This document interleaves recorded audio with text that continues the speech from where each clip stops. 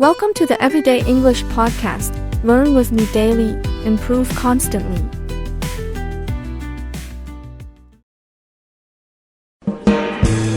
Hello, English learners. Welcome back to English Pod. My name is Marco. And I'm Erica. And today we're bringing you the 8th part of our dramatic, romantic love story, I'm Sorry, I Love You.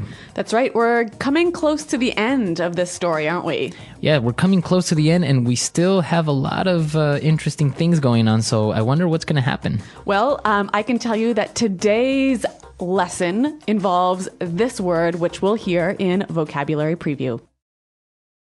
Vocabulary Preview. So today we're just going to look at this one word, spy. A spy. A spy. Spy. All right, so we probably know famous spies like James Bond. Or Austin Powers. Right. So basically it's a person who is secretly trying to get information. About a government or maybe a business. Right. So that's a spy. Now the verb, to spy. Same thing, right? Mm-hmm. To spy on someone, to spy on a company. Yep. So why are we talking spies and spying here on English Pod? Why don't we find out by listening to our dialogue?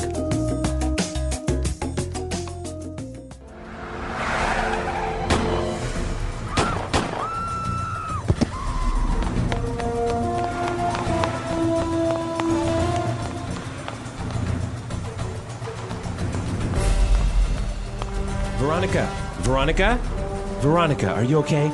Steven, what's going on?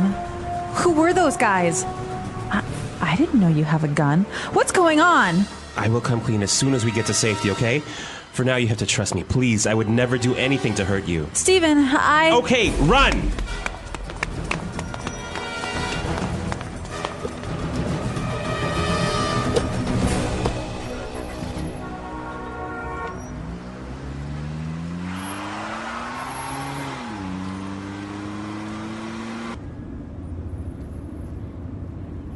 I haven't been completely honest with you, Veronica. I'm sorry. I'm not a fireman. I'm not even from the United States. I'm a spy for the Indian government. What? Why didn't you tell me before? What are you doing here? When I was a young boy, I used to play cricket with my father back in my hometown of Hyderabad. It was a peaceful town, and my father was a renowned chemist. One day, he was approached by members of the CIA, claiming that my father had made the discovery of the millennium in his small lab back at the university, where he taught biochemistry. I never saw him again. I vowed to discover the whereabouts of my father, and consequently joined the Indian Intelligence Bureau. What does that have to do with those men shooting at us? And most importantly, why did you lie to me? I'm sorry. I wasn't supposed to meet you. I wasn't supposed to fall in love with you. But you have to believe me when I tell you that what I feel for you is real. I can't believe this. Why are all these things happening to me? I can't take it anymore. Let me out of the car. Veronica, wait!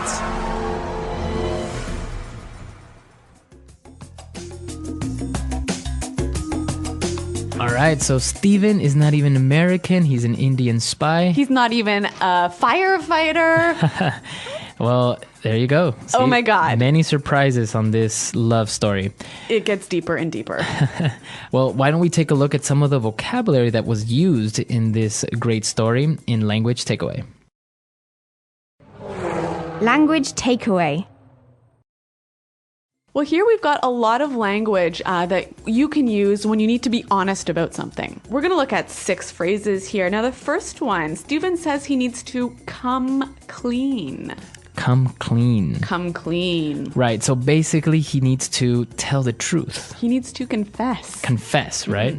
About something that he maybe wasn't truthful about in the past. Yeah, maybe he had a secret or maybe he lied about something. Yep. So now he's coming clean. Mm-hmm. Very good. So he comes clean and he tells the story about his childhood, and he says his father was a renowned chemist. Renowned. Renowned. Okay, so if you are a renowned chemist, you're very famous and well respected. So you can use that with people or with places. A renowned restaurant. Okay, so very popular, very well known. Yeah. We also hear it's commonly like this, a world renowned chemist, a Okay. world-renowned restaurant. So it's not only popular locally, but the whole world knows about it. Very good. All right, and so he continues with his story, and he says he was approached by members of the CIA. Approached. To be approached by. Okay, so if I am approached by somebody from the CIA, what does that mean? Well, they come to talk to you about something really important. Okay, so the verb to approach someone can mean get close to. Right, to walk up to them or something like that. Right, but it also carries this meaning of coming to talk to you about something. Something important. Something very important. Yep. So for example, I can say, my boss approached me this morning to talk about an important pay raise. Ooh, lucky you. Or maybe Jim approached me to ask if I know if his wife is cheating on him or not. Wow. All right. So that's how you would use this verb, approach someone. Now let's move on to the next word. So he was approached by members of the CIA and they were claiming something about his father. That's right. So to claim. Claim something. To claim something. All right. So basically, when you're claiming something, you are saying that it's true, Right. It might not be true. but we don't know. Yeah. So for example, he claims he makes $4 million a year. Okay, or Bob claims that he saw a UFO. We can't prove it if it's true or not, but that's what they're saying is true. Yep. So Stephen's father disappeared and, well, he vowed to discover where he was. So Stephen vowed to find his father. Vow. To vow. So this verb to vow means to make a strong promise, right? Yes. And we use it also in marriage, right? Wedding vows. Wedding vows, which are basically promises. So if you vow something, you make a very strong promise. Yes, it's very, very bad if you break a vow. Oh, really? What happens? I don't know, probably thunder strikes you and you die. All right, so don't break your vows. Yeah. And the last word on language takeaway today, the whereabouts. The whereabouts. The whereabouts of his father. So the whereabouts is the location. The location. Kind of unknown location, right? Right. I think this is a great word for us to listen to some more examples. Example 1. The police don't have any information on the whereabouts of the murderer. Example 2. Currently, the whereabouts of the president are unknown. Example 3. You live in Toronto too? Whereabouts do you live? All right, so whereabouts, perfect. You can use it for location, unknown location. All right, so some great words. Now, I want to move on to some phrases that we heard in the dialogue, and let's look at those now in Fluency Builder. Fluency Builder. All right, on Fluency Builder today, we have 4 great phrases, and let's start with the first one. What's going on? So Veronica asks, what's going on? Stephen, what's going on? Basically, what's happening, right? What's happening? What's the situation? Yeah. Now, another interesting thing is that among friends, you could use this phrase to say, Hey, how are you? how are you? How's Yeah. it going, right? Yeah. So you can say, hey, Erica, what's going on? And it all depends on your tone of voice. So when you want to know how that person is, hey, Marco, what's going on?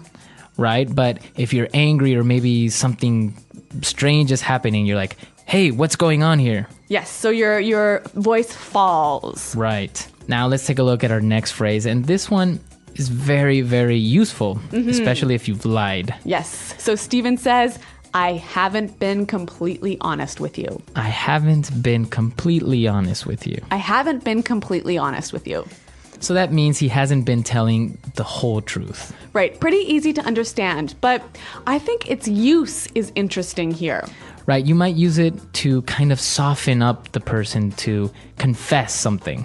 Right. So when you're ready to come clean about a secret you have or a lie you told, this is a great way to prepare your listener. Right. You know what? I haven't been completely honest with you. Yeah. Moving on to our third phrase. So the CIA claimed that Stephen's father had made the discovery of the millennium. The discovery of the millennium. Discovery of the millennium. Okay, let's break this down. Millennium. Millennium is 1,000 years. Right. So the discovery of the millennium is... The best, most important discovery in the past 1,000 years. Right. So now we can change it a little bit and say the invention of the millennium. Or even the party of the millennium. Exactly. So it doesn't necessarily have to be the most important of the last 1,000 years. But it means it was pretty good. It was pretty good, Yeah. or very important. Yeah. Hey, you can also say the discovery of the decade, right? Of the decade, of the century, Yep. of the year. Yep. And now let's take a look at our last phrase. So Stephen confessed he came clean. He told her everything, but he said he wasn't supposed to fall in love with her. I wasn't supposed to. I wasn't supposed to fall in love with you. All right, so let's look at this phrase, I wasn't supposed to. It's an interesting one. It's sort of like a cross between I didn't need to and I shouldn't have done. Right. Now let's look at some examples. I wasn't supposed to come to work today. All right, so you didn't need to. It wasn't necessary. All right, so maybe it was your annual vacation day, but you came into work anyway. Or maybe it was a holiday Yeah. and I came to work anyways. So the plan was not for you to come to work. Right? So in this case, we're saying it wasn't necessary Or it wasn't planned. or planned. Yep. Now let's look at it the other way, when you shouldn't. Okay. Marco, I wasn't supposed to tell you this, but... Okay. So now in this case, you shouldn't be telling me this. You shouldn't tell me the secret. Yep. But you're going to anyways. Yes. Off air. So I wasn't supposed to. In this case, it means I shouldn't. All right, some really great language here. Now, I think it would help us to hear it one more time in the dialogue.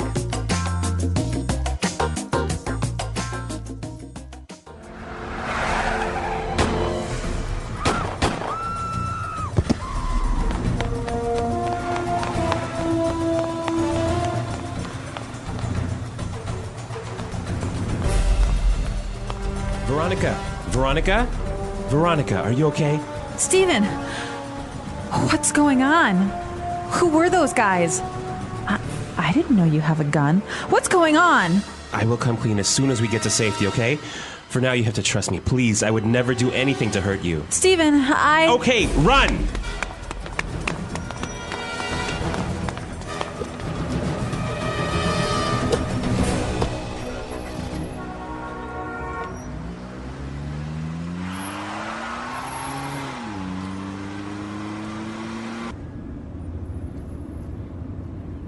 I haven't been completely honest with you, Veronica. I'm sorry. I'm not a fireman. I'm not even from the United States. I'm a spy for the Indian government. What? Why didn't you tell me before? What are you doing here? When I was a young boy, I used to play cricket with my father back in my hometown of Hyderabad. It was a peaceful town, and my father was a renowned chemist. One day, he was approached by members of the CIA, claiming that my father had made the discovery of the millennium in his small lab back at the university, where he taught biochemistry. I never saw him again. I vowed to discover the whereabouts of my father, and consequently joined the Indian Intelligence Bureau. What does that have to do with those men shooting at us? And most importantly, why did you lie to me? I'm sorry. I wasn't supposed to meet you. I wasn't supposed to fall in love with you. But you have to believe me when I tell you that what I feel for you is real. I can't believe this. Why are all these things happening to me? I can't take it anymore. Let me out of the car. Veronica, wait!